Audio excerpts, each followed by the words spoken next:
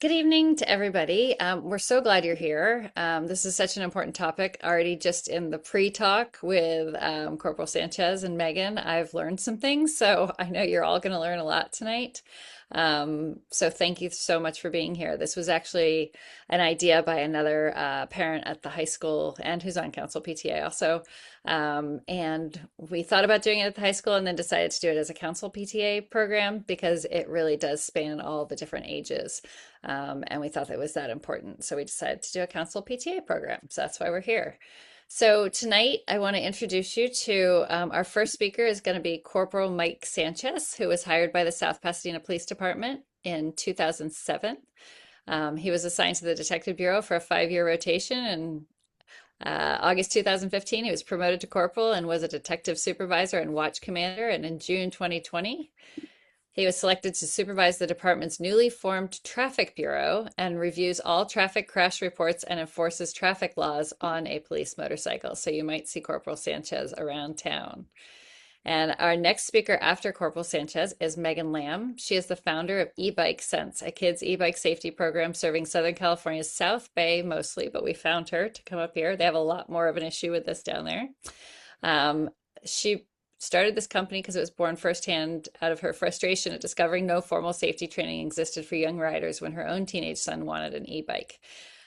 She brings 25 years of experience as a PE teacher and department coordinator at Chadwick School in Palos Verdes, along with a background as an elite triathlete, LA County lifeguard, and a certified League of American Bicyclists cycling instructor. She is passionate about empowering kids to make responsible choices for themselves and their communities. And her mission is to see e-bike sense expand nationwide because she realized this program isn't really that many places. So it's a great thing she started. So we're going to start with you, Corporal Sanchez, who's going to review kind of how the laws work and everything in South Pasadena. And then we'll move it on to Megan Lamb, and then we'll take some questions at the end. If you think of questions in the meantime, please put them in the chat and I will ask them at the end. Over to you, Corporal Sanchez. Thank you, Kristen. I am very happy to see so many parents from South Pasadena interested in the safety of their children riding bikes, e-bikes, and I am not here to, step on Megan's toes with her safety presentation that she's going to give. I'm sure it's going to be a lot of what you're looking for here tonight. I'm here just to talk about specifically South Pasadena.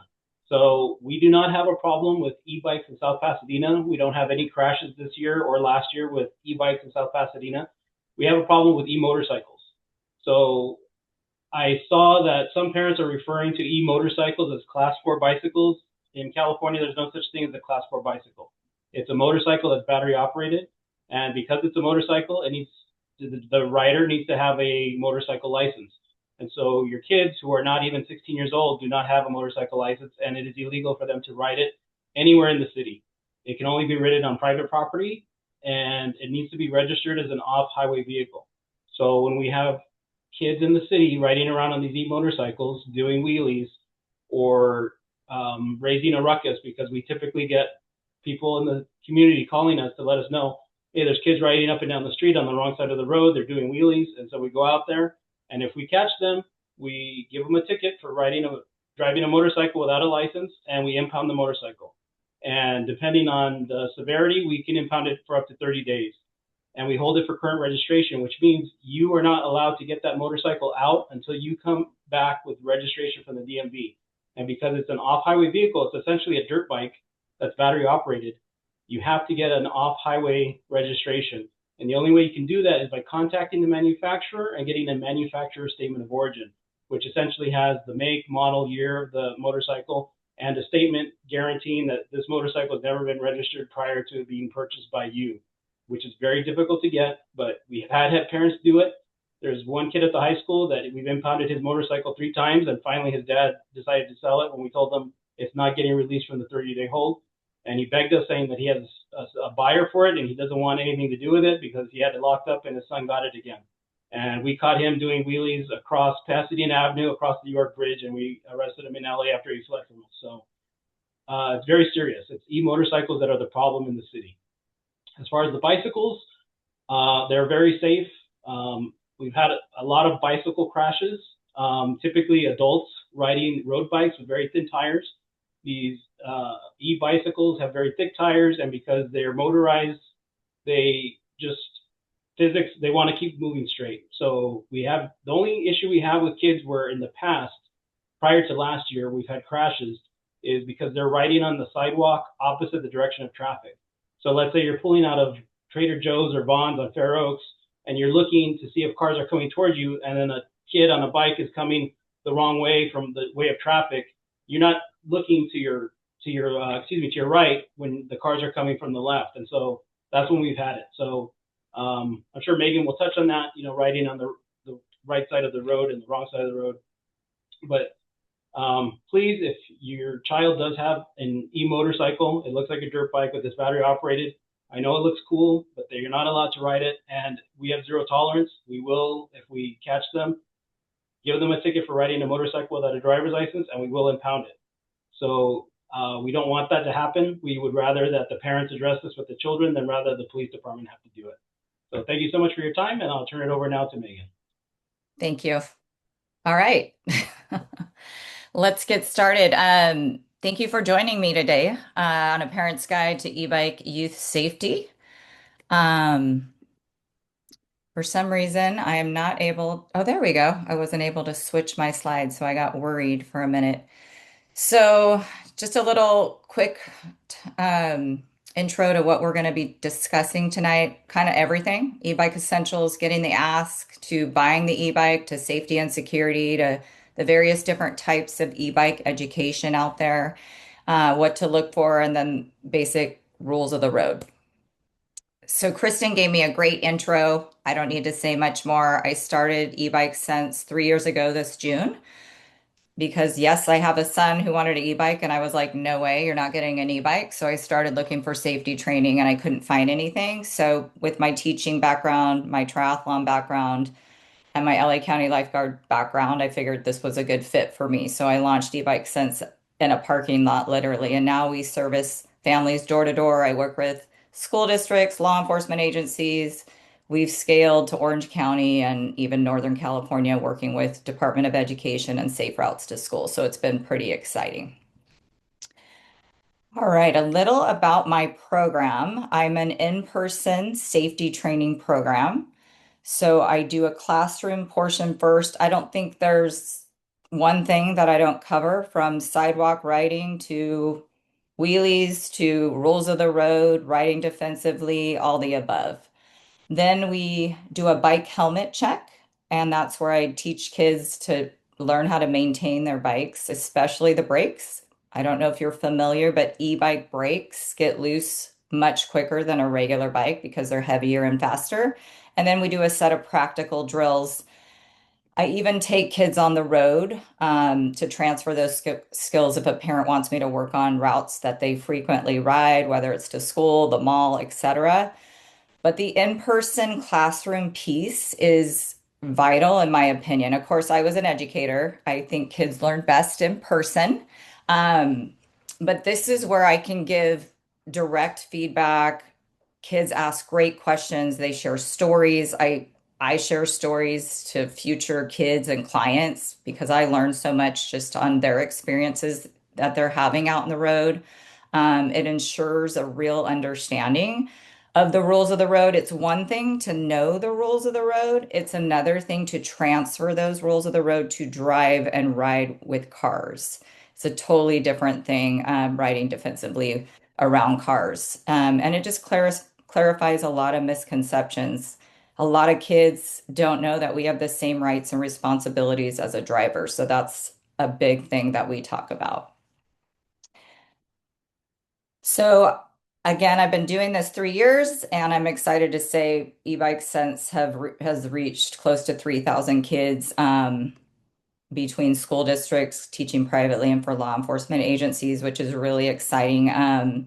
The Hermosa Beach, where I live, Hermosa Beach School District won the Golden Bell Award this year, and we were a key player in winning that award with them. So that was super exciting. And again, we're trying to scale even out to Pasadena, hopefully. So this is why we're here tonight. E-bikes are on the rise. They're not going anywhere. There's 11% annual growth with e-bikes right now. It's crazy. Like where I live, there's about 150 e-bikes on a middle school campus. So it's just the rate that they've risen is crazy. So let's talk about the positives. The positives, they're fun. They give kids a sense of independence. They don't have to rely on their parents to drive them around. That's good for the environment and micromobility. The negatives and the scary part is a lot of kids are getting on these fast bikes without any knowledge of the rules of the road, no formal training. And I am getting calls from hospitals now. The statistics aren't really out. There's not a lot of statistics out on e-bike accidents and injuries right now, but I'm getting calls from hospitals wanting to get my information in their waiting rooms because they are seeing a high abundance of injuries and accidents. So that's the negative. The e-bike realities. They're heavy, they're fast. They are a totally different beast than a regular bike. I love when a kid has already been out on a regular bike and has had some experience before just transitioning to an e-bike. That's really helpful if you're thinking of getting your child an e-bike. Because they're fast, clearly the impact is going to be worse. A lot of kids have trouble controlling their bikes because of the weight and the speed, and they're not able to even hold a straight line in traffic. Or when they go to scan and look behind them, they're not able to hold it in a straight line, so they'll veer into traffic or almost hit a parked car. That's why the practical component in my course is super important as well, because I have kids do a certain set of drills that really transfer to the road to make sure they're ready to take the bike to the road. And there's been a lot of riders where I've had to tell parents they're not ready. They need to go practice in a parking lot before they go ride in traffic. Um, Also, they have a throttle. A lot of these bikes have throttles. Some kids aren't used to the power of a throttle. So again, they lose control. Some kids have shared with me, it's even happened to me. Throttles will get sticky or glitchy.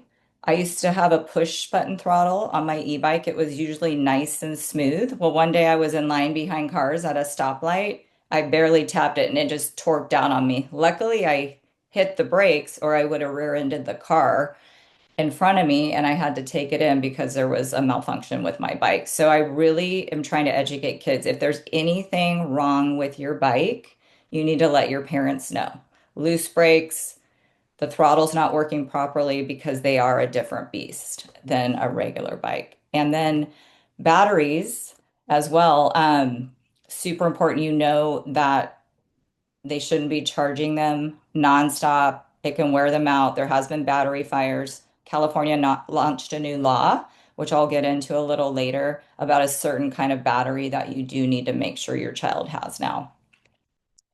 This is a picture of a student I taught a couple years ago. He was actually in eighth grade at the time, and he had an e-bike for 2 years. Nothing ever happened. And that's what I tell kids. You could go out 1,000 times. It just takes once. So he was buckling his helmet, as you should be letting your kids know they need to buckle their helmet. I feel like I see less kids with their helmet straps unbuckled these days, which is good. But he was buckling his helmet. But when I went to do the helmet check, the buckle was very low. So it was too loose. So when I moved his helmet, I was like, if you crash, the helmet's going to move. So I tightened his helmet. 1 week later, he got in his first accident. He has road rash on his face. He broke his arm, but no serious damage to his brain. So it did save his life. So helmet safety, I will get into more, but super important. So what's happening when you're getting the ask? Most parents, maybe you already bought the e-bike or maybe you're considering an e-bike. That's why you showed up tonight. So I'm sure at some point you're going to get asked for the e-bike. I have a lot of parents who feel pressured, and I'm a parent too, so I get it because a lot of the friends are on e-bikes and you feel like for your kid to keep up or get out and be social, you have to get them the e-bike. But just a couple considerations before you decide to buy the e-bike for your child. I'm seeing kids where I live in South Bay as young as elementary school on e-bikes all the way up to high school. But it's really on you as a parent to know if your child is ready. I've seen kids in fifth grade that were more skilled and could make quick decisions than a high school student. So it just varies dependent on your child. Can they make split decisions in traffic?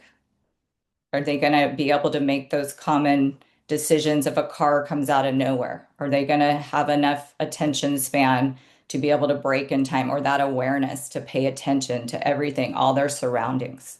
Um, can they control their bike? I just mentioned these e-bikes are heavier and faster, makes them harder to control. Are you sure that they can control the e-bike before you send them to the road?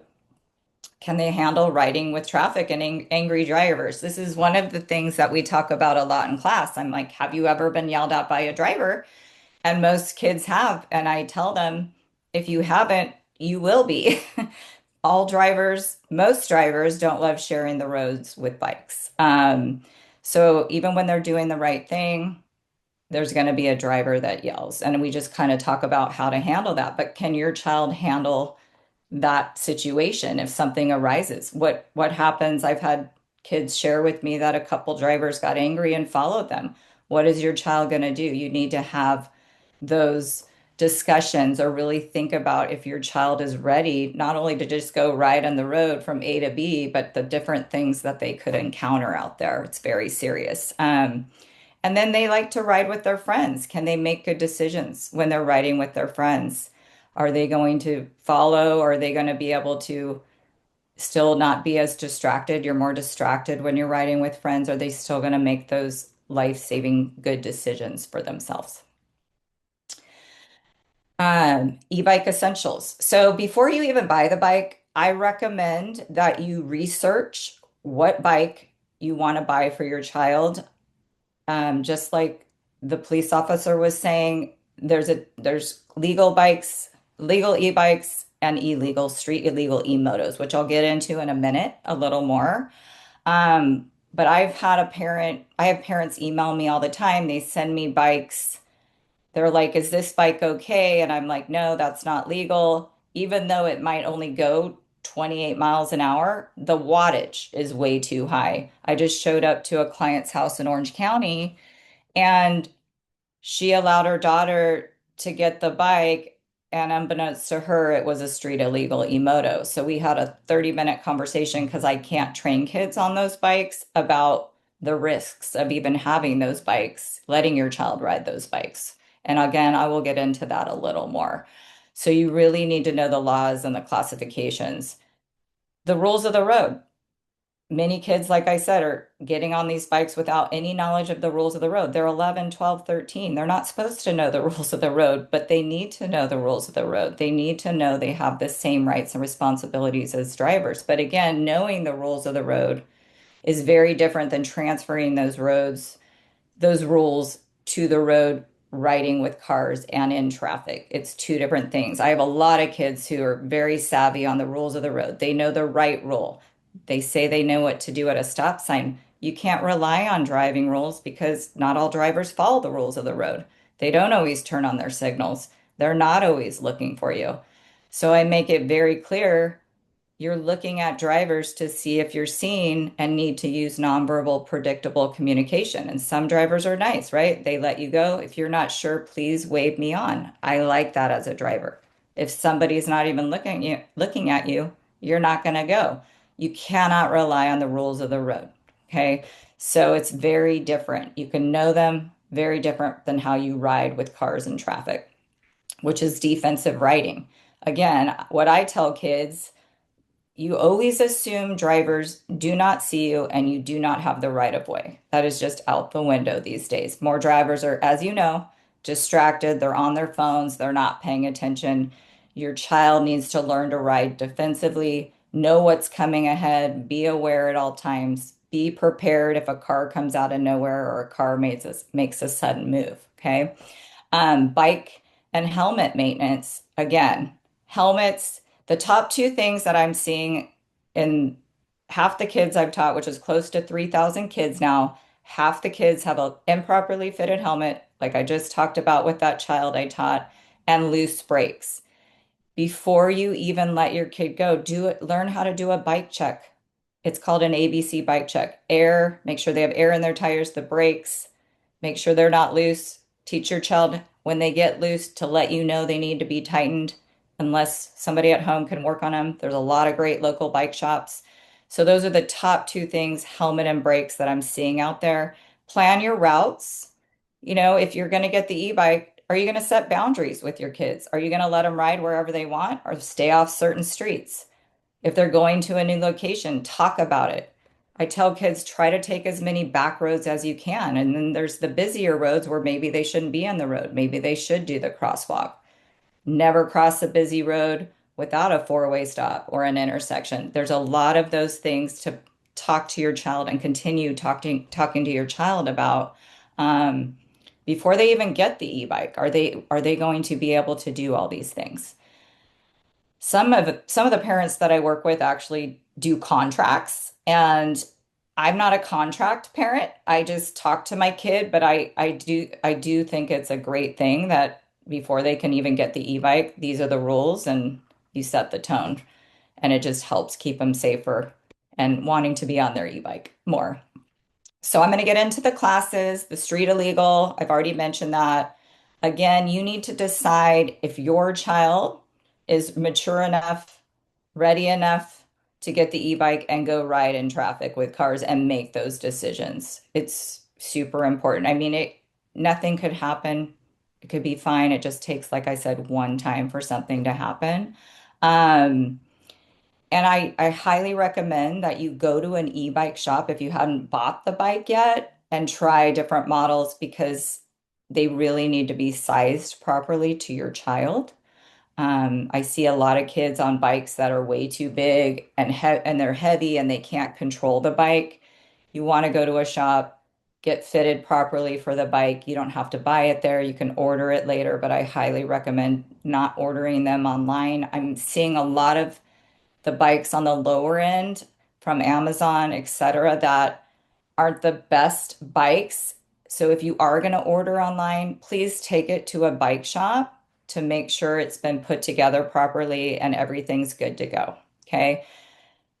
Also, I highly recommend hydraulic brakes. A lot of bikes don't come with them, but you can upgrade them. Not at a high cost now, but hydraulic brakes take fluid and they will last longer and they're just safer overall. So just something else to think about before you buy the bike. So here's the e-bike classifications. A class one e-bike. So there's three classes, three legal classes of e-bikes. And what's interesting is every state has different rules that apply, but I'm going to go over what California is saying right now. Class one e-bike is a max speed of 20 miles an hour and it's pedal assist only. There's no throttle. Okay. A class two, same thing, max of 20, but you add the throttle. Now, a class three e-bike, what's interesting about this is now it's a pedal assist only up to 28 miles an hour. Not this last January, but a year ago, January, California passed a new law where class three e-bikes could no longer have throttles. I don't think the law's caught up yet. Many kids are on class three e-bikes that have a throttle and pedal assist. In California, legally you're supposed to be 16 in order to ride a class three e-bike.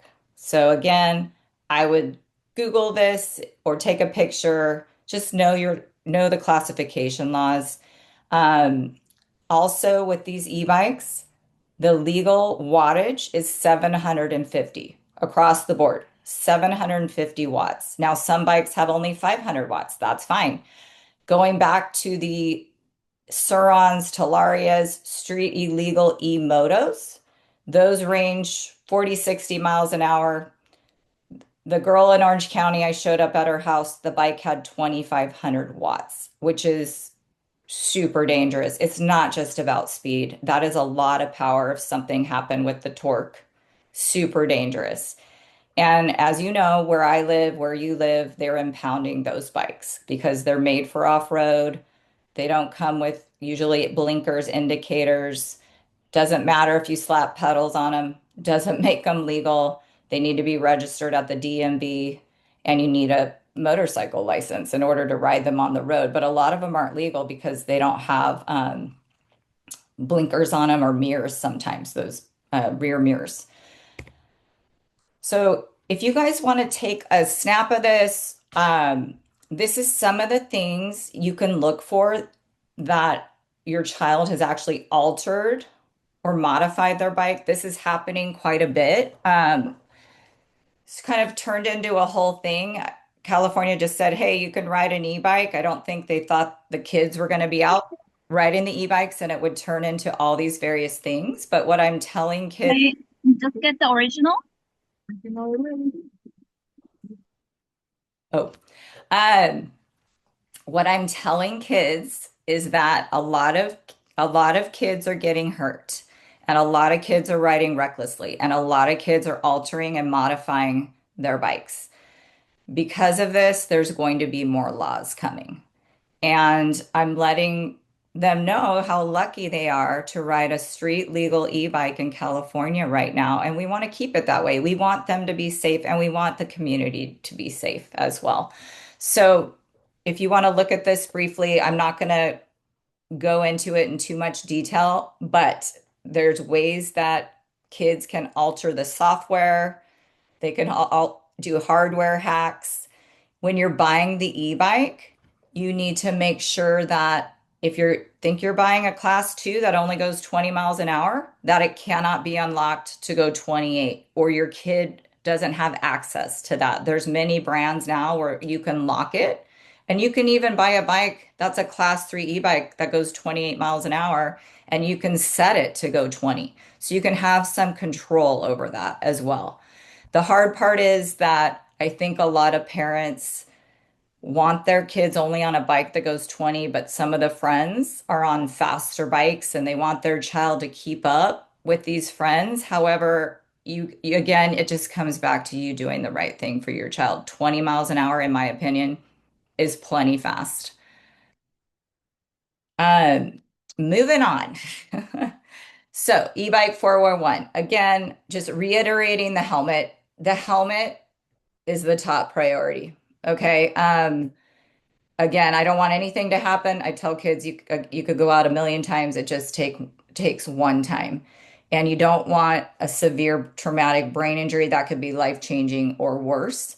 So you can Google the proper helmet check. There's lots of YouTube videos. It doesn't need to be snug up to their chin. However, it should not move.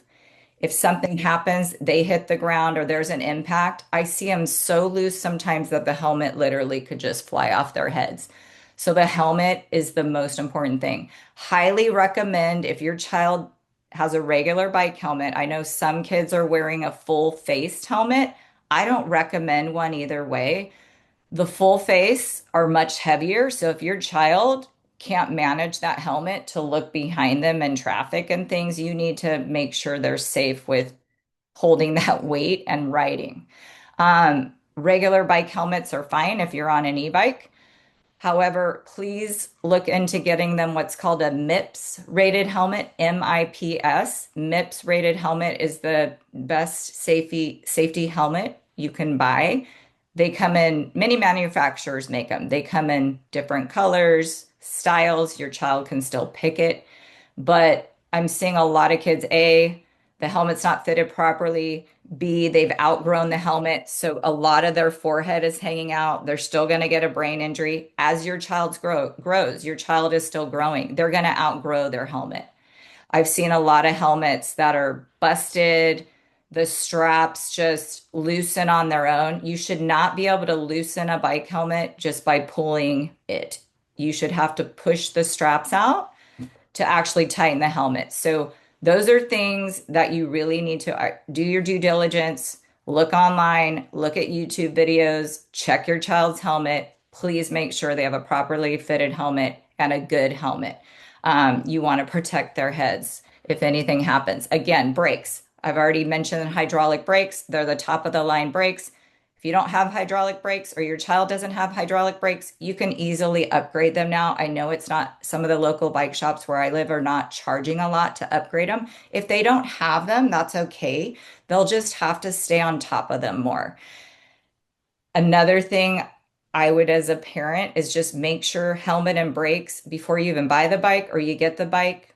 You know what a loose brake is. It's when it starts to get close to the bar. If a car comes out of nowhere, your child is not going to be able to stop. We do an emergency stop drill in my class, and it's great because it lets kids know, hey, if my brakes are loose, I am not going to be able to stop. I'm going to fly into the car.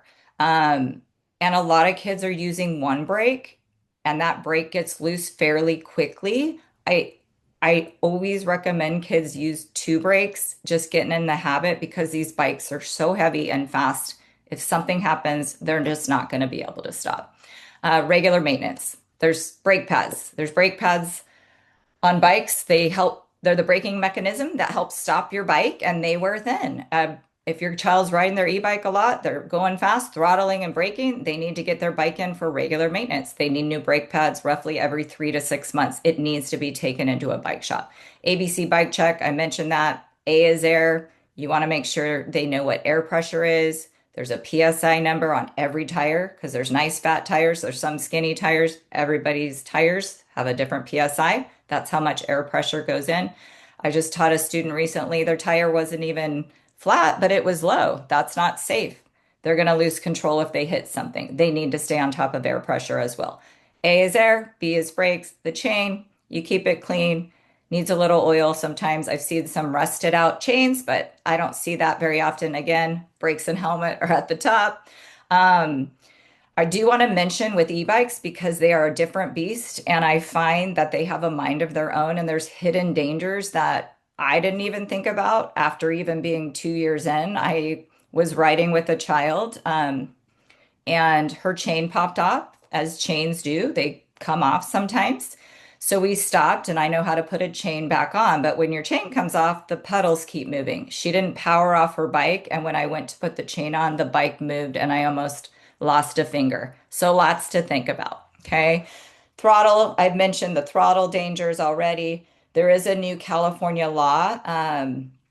With lights, I would again update yourself on local laws, local California laws. The back red light needs to be on at all times. There's the battery law, SB 1271. It needs to be a certain certified battery now because of all the battery fires and issues they were having with batteries. And a lock. Clearly, you're spending a lot of money on these e-bikes. You need to make sure your child knows A, how to lock their bike, the front tire and part of the frame to something solid where it can't be easily lifted off. But there's a lot of great locks out there. So you got the e-bike, you've done all the talks. Now, what kind of training are you going to do? I do in-person training. Of course, that's how I, again, think kids learn best. I think it's a lot more to it than just learning the rules of the road and jumping on your bike and going. Even if your child has rode a regular bike for years, there's online platforms out there. Any education's good. What kind of education are you gonna talk to your child? Are you gonna have them watch something? Are you gonna try to do an in-person training? Try to do your due diligence prior, to kind of get a plan going of what you're gonna do before you just set them free on the bike. Again, those boundaries are good. Um, where they can ride, are they allowed to ride at night? Legally, they need their lights on front and back. And where I live in Manhattan Beach, they're ticketing now if you don't have your lights.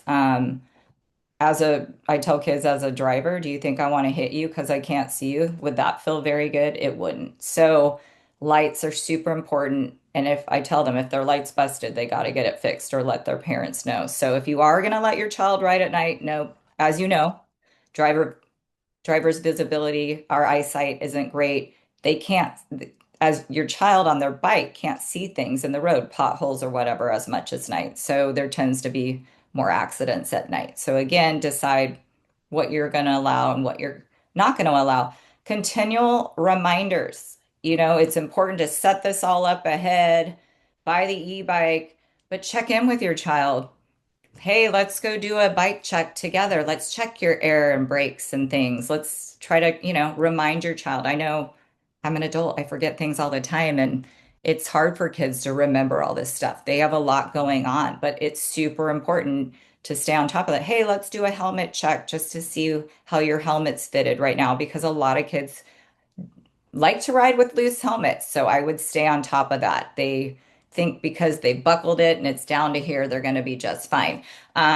So keep checking in with the bike maintenance, your kids continually. Rules of the road. I've mentioned that knowing the rules of the road, transferring them, two different things. Same rights and responsibilities as drivers. A lot of kids don't understand that. I'm not sure if all adults, to be honest, and drivers understand that. Um, so we have the same rights and responsibilities as a driver. We talk a lot about that in class. There's a lot of decision making out there. Are you going to get in the road with cars? Sometimes that's the safer choice for you. We have the right to get in the road with cars, but of course, that's only on roads where you can keep up with the flow of traffic. Where I live, I see kids jumping in roads where cars are going 45, 50.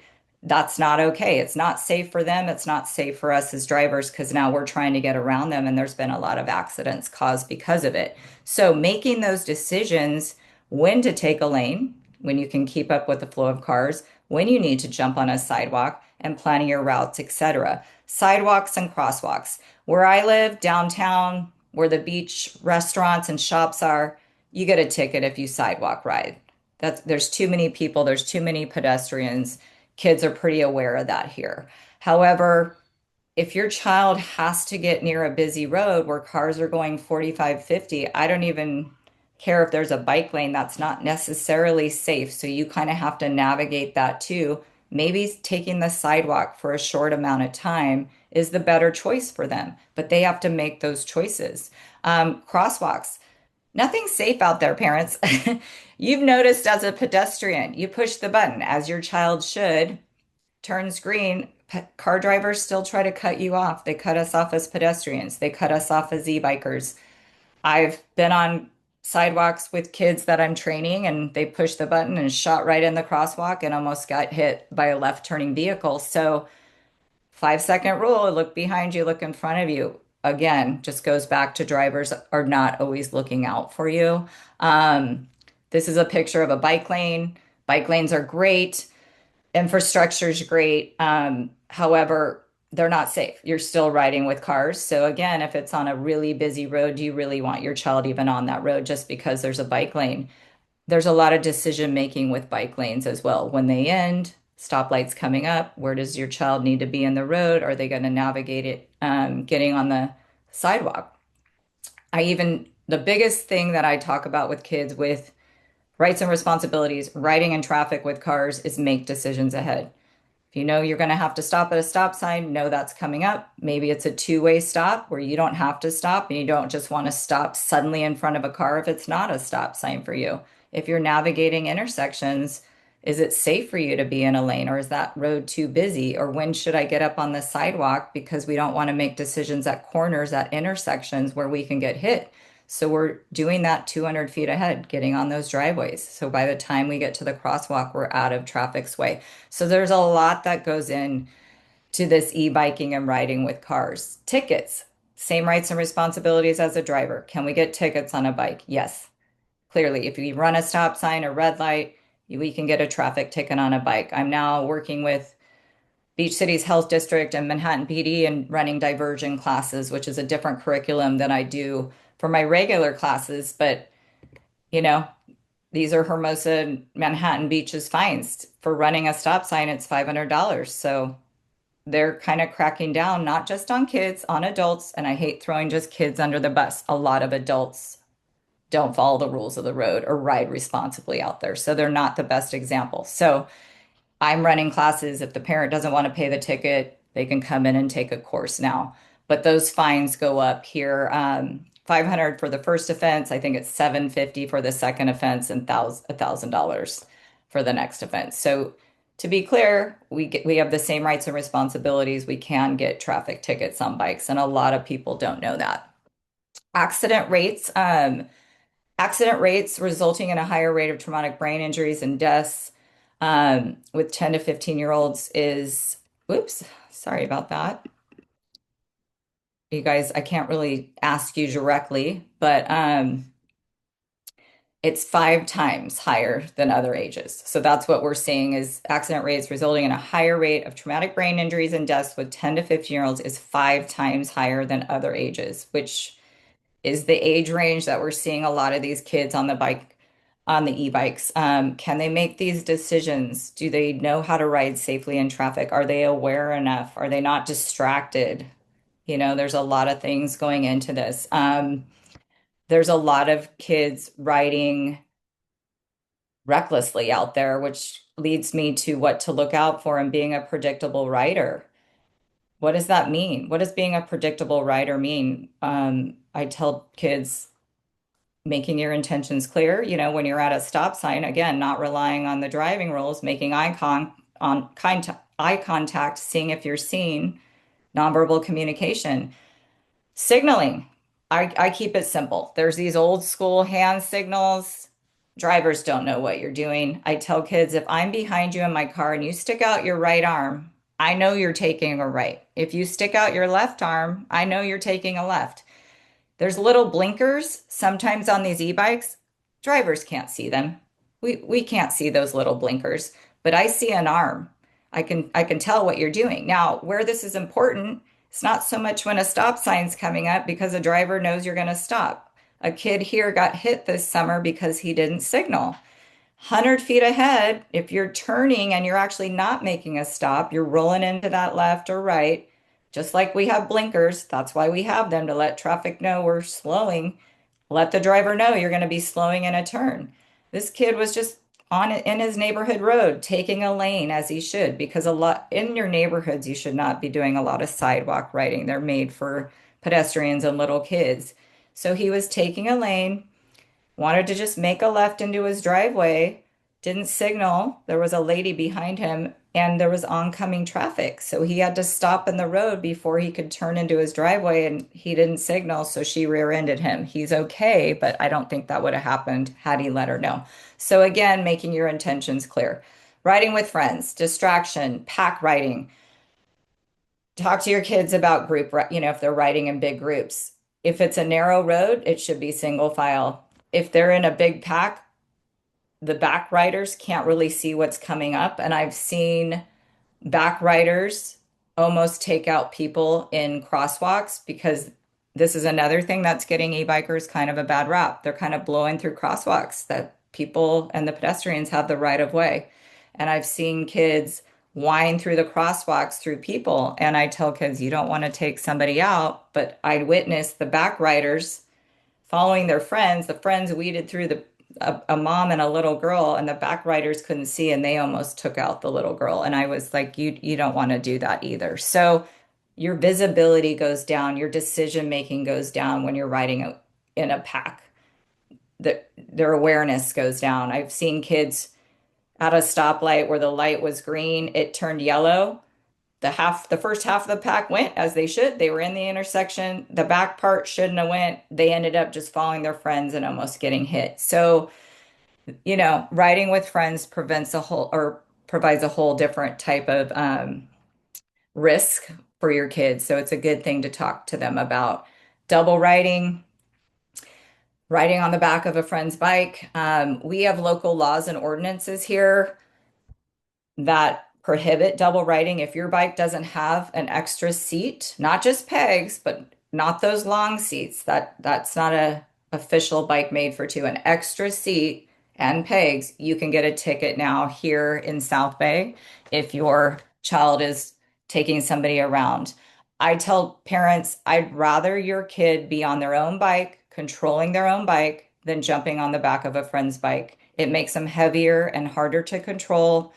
A lot of kids are getting hurt double riding. Okay. Wheelies, don't do it. Tell your kids not to do it in traffic. That's one of the number one things that's going to get e-bikes, not just e-motos, taken away in California. Kids are doing tricks in traffic. They're getting hurt. They're causing accidents. Kid this summer up doing a wheelie, distracted, car came out of nowhere. He didn't have time to brake. Boom. He's very broken up.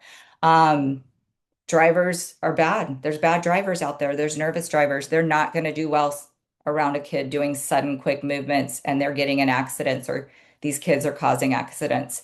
It's one thing to go to a parking lot when no one's there. I don't recommend it. I've heard kids loop out, they still get hurt. But again, no stunts or tricks in traffic. If your child has swapped their brakes, they're most likely the right is usually the back brake, the left side is usually the front brake. It usually means they're doing tricks. So I would just have that conversation. Again, you want them to be safe and you want them to stay on the e-bikes. Okay. Um, and lastly, what I'm telling kids, and I'm going to tell you, is that again, the more kids getting hurt, the more kids riding irresponsibly, the more laws that are coming. And there are already laws. We have in South Bay, we have e-bike ordinances in place with about, I'd say, four of the cities here. Not every city has e-bike laws, but I would research that. And in Marin County, up by Northern Cal, San Francisco area, that whole county launched a new law where under 16 years old can only ride a class one e-bike, no throttle, can only be pedal assist up to 20. They've also banned a manufacturer of e-bikes, which was interesting, not a street illegal moto, but a brand of e-bike because a parent thought that she bought her child a class 2 e-bike because it had a class 2 sticker on it. And just so you know, most e-bikes are very hard to see, should have their class sticker on there. Tells the classification of e-bikes. And she claimed the company didn't let her know that it could be unlocked to go faster. So they've banned that brand of e-bikes. I'm not going to say it because they're not the only brand you can mod and alter. You got to do your due diligence with knowing what bike you're buying, what the software is, how it can be hacked, can you set it, things like that. I know San Diego has some of their own laws that they're implementing in Carlsbad as well. So again, riding responsibly, not only for your child, you want your child to be safe. That's the priority, but you also want the community to be safe because there's a lot of accidents happening. Going back to what the officer said, riding on sidewalks, presents a whole issue when you have not people and pedestrians, but poles and riding too fast and fire hydrants and driveways. People are not looking for your child when they're coming in and out of shopping center driveways. And in fact, in Northern Cal, I think it was Burlingame last year, a child was taking somebody on the back of their bike and a lady was coming to pull out and he kind of went at her and she got worried that I think he was going to run into her. So she shot out in her car and unfortunately hit a child on a sidewalk and he didn't make it. So there's just a whole slew of things that can happen with these bikes. Again, the benefit, they're fun. I have a blast on my e-bike. I love my e-bike. They're, again, a great sense of independence, good for micromobility. I think they're an amazing thing getting kids out more out of the house as well, socializing. But please do your due diligence, talk to your kids prior to getting the e-bike. You already have the e-bike, it's not too late. You can go check the helmet, check the brakes, talk about some of this stuff still and maintain, keep those reminders going.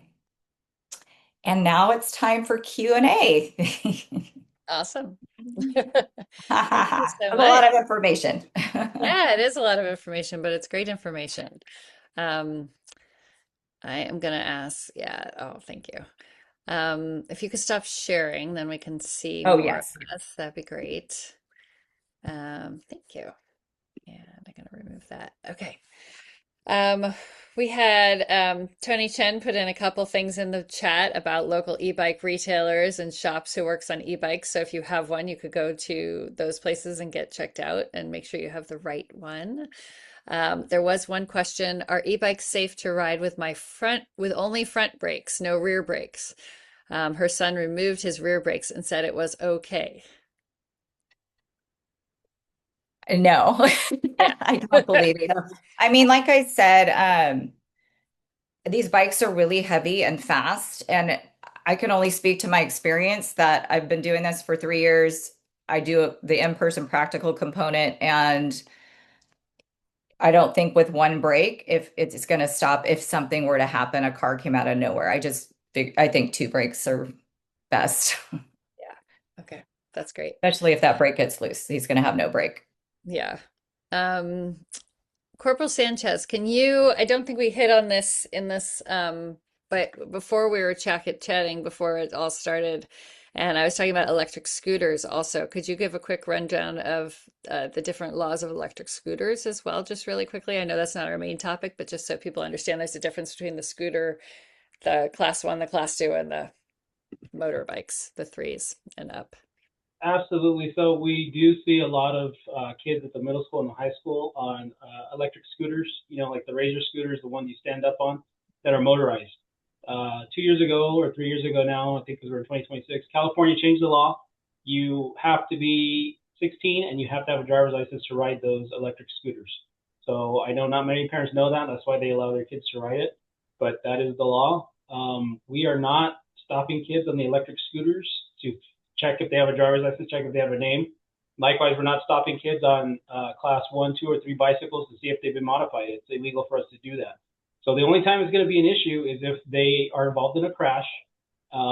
Then we will inspect the bicycle or scooter and determine if they were modified, if they had a license to ride it. So that's where it's going to be an issue. And more importantly, for the traumatic brain injuries, for the death, the police department's not gonna be able to prevent that. The Megan just spent all this time talking about drivers. Drivers are out for themselves. Everyone thinks they're the most important person on the road. So if something, God forbid, terrible happens to your kids when they're riding these electric bicycles because they're modifying them, or they're on a scooter, which they shouldn't even be on because they don't have a driver's license and they're not 16, you're going to live with the regret that you're going to carry with you probably for the rest of your life. And we can't help you with that.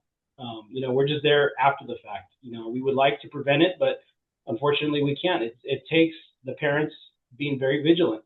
The child that took the rear brakes off, there's no reason to do that other than he's probably trying to do tricks. In California, you have to be able to do a braked wheel skid with one brake. So if you only have brakes on the front, when we were kids riding bikes, if you hit your front brake, what happened? You go head over handlebars. So if you don't go head over handlebars on these electric bikes, that means they have some kind of anti-lock brake system. So that means you cannot do a one-wheel skid. So it's illegal. And again, we're not going to stop kids to check that. It's only going to be an issue if they're involved in a crash, and we're going to check. At that point, we're going to inspect both vehicles, the car, God forbid they hit a pedestrian. And these kids on bicycles do not have insurance. They don't offer insurance. So if they're liable, if they hit a pedestrian or if they hit a driver and someone's injured other than them, you're going to get sued. And we live in a litigious society, and I'm not saying that to scare anyone. I'm just telling you the facts. That's what's going to happen. We've seen it in other cities, and that is what's finally gotten kids off. Huntington Beach, there was a kid who they've impounded his motorcycle many, many times, and it wasn't until he hit a pedestrian or went through a stop sign and got hit and was injured that they charged the parent with child abuse because the parent knew better at that point. So we They don't want to see charged him that with happen a to kids. felony, right? He had a felony felony child abuse because the kid the kid and the parent had to go to the safety class that they mandate. They both went to it. They both knew the risks, and they still allowed their son to ride this illegal motorcycle, electronic motorcycle, battery operated motorcycle. He went through a red light, got hit by a car, was severely injured, and so they charged the parent with felony child abuse. So, parents, you have to look out for your kids. You can't be bullied by them. You can't let them peer pressure you. They can't modify these bikes. We're not going to be out there checking it unless they get into a crash. And at that point, it's too late. So please, please, please be vigilant. We're not stopping kids to make sure they're wearing their helmets. That's something that you need to stay on top of, because again, it's not going to be an issue until they get hurt. And we don't want to see that happen. Do you have anything at the police department that shows what the rules are for bikes and e-bikes in South Pasadena so that we could post that to our different PTAs and all the parents so that they knew? We currently don't, but I can quickly put together the vehicle code sections that relate to bicycles and the equipment requirements that they have. And I can send that to you so that you can distribute it after the meeting. That'd be great. Maybe I'll make a cute little graphic of it or something. Sure. Because that would be super handy to just put it in your head a little bit about like, don't forget. And I know we do have the Safe Route to Schools. Maybe we could partner with them and try and get them to get that out to people as well. So that would be really great. Um, AAA has an e-bike training course as well, is what someone wrote in here. Regular bike training, I don't know where you can learn regular bike training courses. I know we used to have those when I was a kid, but I haven't Oh, found like them. bike rodeos or the regular bikes? Just a regular bike, like when your kid's Yeah. second grade or something even. So Yeah. They still do bike rodeos where I live at elementary schools. it's called a bike rodeo. Yeah. That's cool. Hmm. Again, maybe I'll ask Safe Route to Schools and see if they know, because I know there's a lot more at the elementary school level, trying to get the, walk to school, bike to school days, and they're Yeah. doing a lot more Yeah. to try and convince people to do that. So, Yeah. are there any other questions out there? Can type it in the chat or raise your hand. Okay. If not, I just want to say a huge thank you to Megan and to Corporal Sanchez, and just such great information. We really, really appreciate you being here. I also want to say thank you to Council PTA and to the middle school PTA for helping to fund this presentation. We couldn't have done it without them either. So